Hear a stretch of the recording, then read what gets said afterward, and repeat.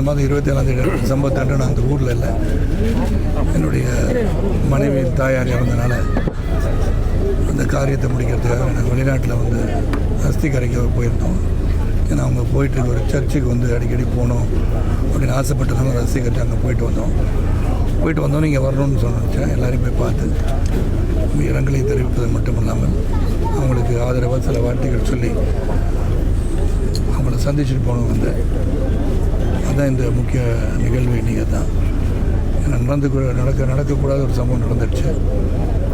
அதாவது உயிர் வந்து ஒரு குடும்பத்தில் வந்து ஒரு நபர் இறப்பது என்பது ஒரு சோகமான ஒரு நிகழ்வு. அது எந்த விதத்தில் இவங்களாம் தாங்கிக்க போகிறாங்கன்னு தெரியல. அது ஈடுகட்டவும் முடியாது.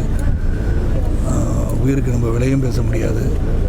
அதனால் அவங்களுடைய சமநிலைக்கு வந்த பிறகு அவங்களுக்கு என்ன உதவி செய்யணுமோ அதை அறிந்து வாழ்க்கையில் வந்து எந்த விதத்திலும் துன்பமான ஒரு சூழ்நிலை இல்லாத அளவிற்கு அவங்களுக்கு உதவி பண்ணுறது என்ன முடியுமோ அதை வந்து செய்வதாக முடிவெடுத்துருக்கேன்.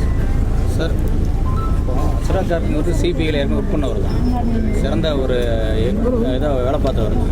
இப்போ அவர் வந்து நீக்கிட்டு இப்போ சிபிஐக்கு உத்தரவிட்டிருக்காங்க. இதை பற்றி நீங்கள் நான் வந்து ஊரில் இல்லாத காரணத்துக்காக வந்து என்னுடைய ஆறுதலையும் மனதாபத்தையும் இரங்கலையும் தெரிவிக்க வந்திருக்கேன். இங்கே போய் நான் வந்து கருத்துக்கள் சொன்னால் நல்லா இருக்காது. ரெண்டாவது இட்ஸ் சப்ஜுடைஸ் மேட்டர். கோர்ட்டு வந்து சிபிஐ நியமிச்சிருக்காங்கன்னா எதுக்கு நியமித்தாங்க இதெல்லாம் இப்போ சொல்கிற நேரம் இல்லை. என்னுடைய மன வருத்தத்தை, உண்மையான மன வருத்தத்தை உள்ளத்தின் அடித்தளத்திலிருந்து பதிவு செய்ய நான் வந்திருக்கேன். இதை பற்றி கேள்வியெல்லாம் அந்த கோர்ட்டு டிசைட் பண்ணி என்ன சொல்கிறாங்களோ அதை நம்ம பார்த்துக்கலாம். பிளே ஸ்டோர் மற்றும் ஆப் ஸ்டோரில் இருந்து பாலிமர் செயலியை QR கோடு மூலம் பதிவிறக்கம் செய்யுங்கள். செய்திகளை உடனுக்குடன் பெறுங்கள்.